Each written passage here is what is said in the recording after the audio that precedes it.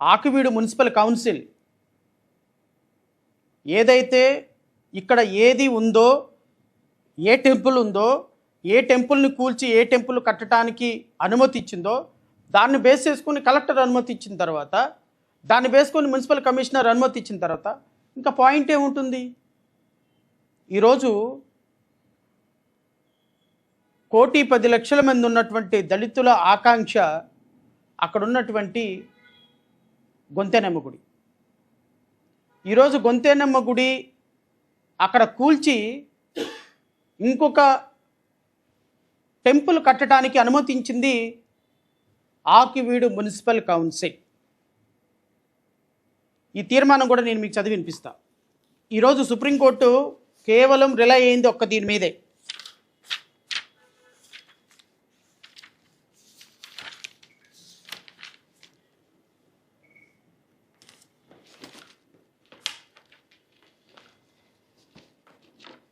ఎందుకంటే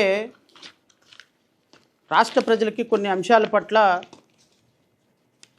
ఏం జరిగిందనే విషయం తెలియపరచడం నా బాధ్యత. కాబట్టి ఈరోజు నేను ఇవన్నీ కూడా ప్రజల ముందు పెట్టడానికి ఈ ప్రెస్ మీట్ ఏర్పాటు చేశాను.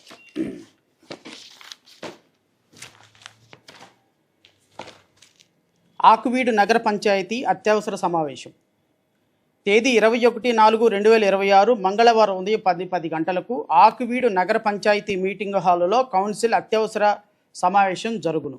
సదరు సమావేశానికి గౌరవ సభ్యులు అందరూ హాజరవ్వాల్సిందిగా కోరుతూ ఇందులో ఎజెండాను జతపరచడమైనది. Akividu 18/4/2026 chairperson municipal council Akividu నగర పంచాయతీ. దీంట్లో ఐటమ్ నెంబర్ 1 వచ్చి శానిటేషన్ సాలిడెన్స్ మేనేజ్మెంట్,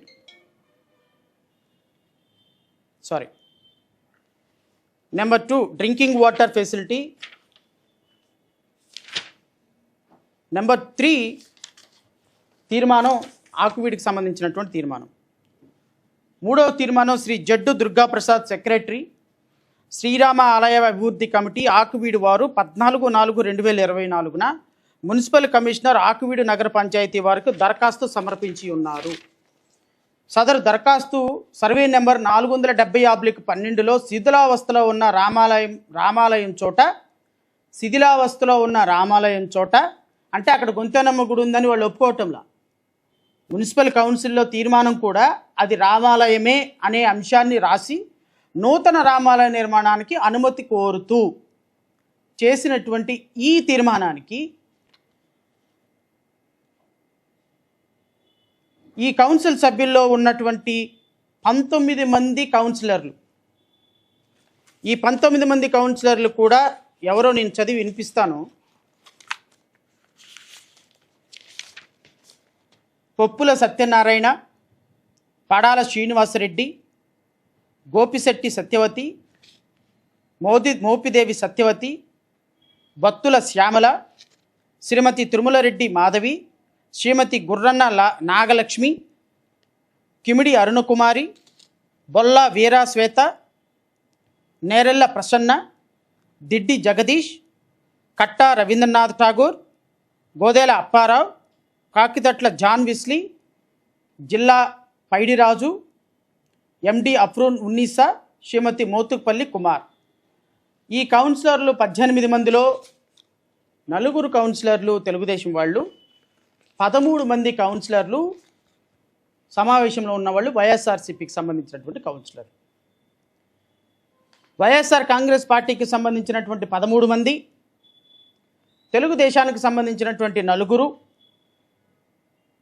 అంటే మెజారిటీ కౌన్సిల్ సభ్యులు తీర్మానం మేరకు ఓట్లు వేసిన వాళ్ళల్లో 13 మంది ఆకివీడులో మున్సిపల్ కౌన్సిల్లో 13 మంది సభ్యులు వైఎస్ఆర్ కాంగ్రెస్ పార్టీ వాళ్ళు ఉంటే 13 మంది సభ్యులు కూడా ఏదైతే ఆకివీడు గొంతెనమ్మ గుడి కూల్చి అక్కడ రామాలయం కట్టడానికి దళితుల మనోభావానికి వ్యతిరేకంగా ఓటు వేసినటువంటి 13 మంది కౌన్సిలర్ సభ్యులు కూడా గౌరవ ప్రతిపక్ష పార్టీ నేతకు సంబంధించినటువంటి సభ్యులు.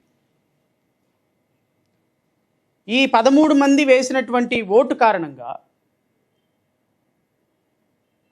ఆకివీడులో ఈరోజు దళితులకు సంబంధించినటువంటి గొంతెన్నమ్మ గుడిని కూల్చి ఆ స్థానంలో రఘురామకృష్ణరాజు కోరుకున్నటువంటి ఒక ఆలయాన్ని కట్టడానికి ఆ కౌన్సిల్ ఏకగ్రీవ తీర్మానం చేసింది. ఇప్పుడే సరిగ్గా 10 నిమిషాల క్రితం సుప్రీంకోర్టులో చాలా బలమైన వాదోపవాదాలు జరిగిన పిదప సుప్రీంకోర్టు ఫైనల్గా జడ శ్రావణ్ కుమార్ గారు వేసిన పిటిషన్ని కొట్టివేయటం జరిగింది.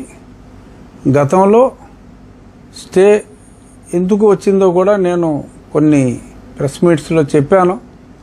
హైకోర్టులో జరిగిన విషయం అక్కడ తెలియచేయకుండా ex parte status quo order తీసుకోవడం జరిగింది. ఖచ్చితంగా విచారణకు వచ్చినప్పుడు విజయం శ్రీరామునిదే అని చెప్పి నేను స్పష్టంగా పేర్కొనటం జరిగింది.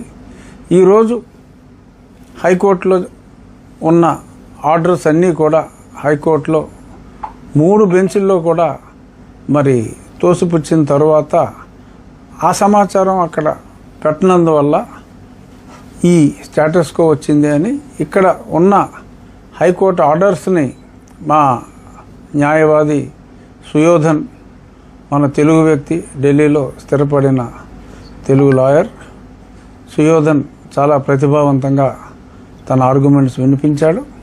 రాష్ట్ర ప్రభుత్వం తరపున కూడా ప్రేరణ సింగ్ మన వాదనలో వినిపించడం జరిగింది. అన్ని అనుమతులు సక్రమంగా తీసుకున్న తరువాత అది ప్రభుత్వ స్థలము అని చెప్పి శ్రవణ్ కుమార్ గారి తరపు వాదించిన న్యాయవాదులు మాట్లాడితే 90 సంవత్సరాలుగా అది ప్రభుత్వ స్థలమే.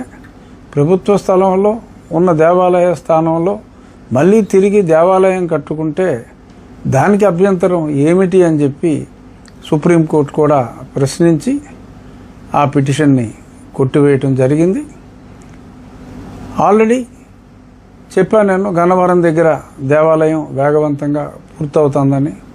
సుమారు 70% పనులు అయిపోవచ్చుని.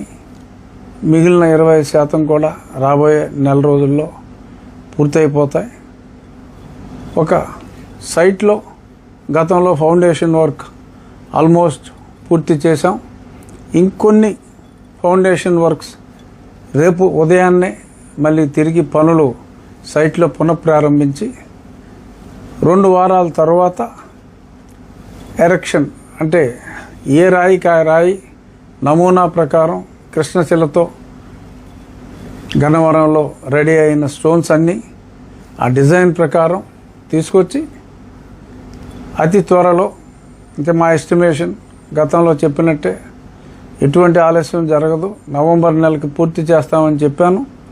దాని ప్రకారమే ఖచ్చితంగా నవంబర్ నెలాఖరికి పూర్తి చేసే దిశగా అహర్నిశలు రామభక్తుల సహాయంతో దాన్ని పూర్తి చేసి, స్థలం చిన్నదైనప్పటికీ 4 సెంట్ల స్థలమే అయినప్పటికీ సర్వాంగ సుందరంగా ఒక చక్కటి డిజైన్తో ఆ రామాలయాన్ని పూర్తి చేస్తామని చెప్పి అందరికీ చెప్తూ, ఇక సరే న్యాయవాదిగా వారికి క్లయింట్స్ వచ్చుండొచ్చు, జడ శ్రావణ్ కుమార్ గారికి.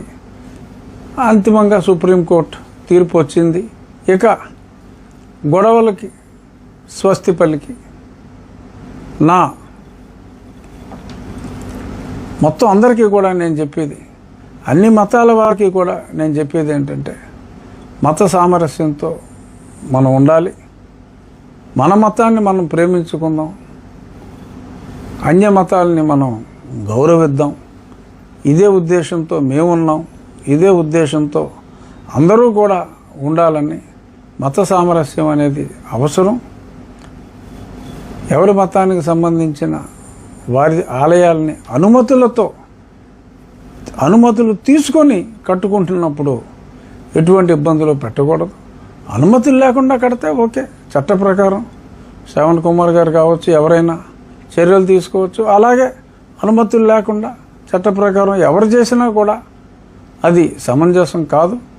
అనుమతులు ఉన్న చోట ఇబ్బంది పెట్టడం సమంజసం కాదు అని మరొకసారి అందరికీ విజ్ఞప్తి చేస్తూ మత సామరస్యంతో మనం అందరం కలిసిమెలిసి ఉందాము, మన దేవుణ్ణి మనం పూజించుకుందాం,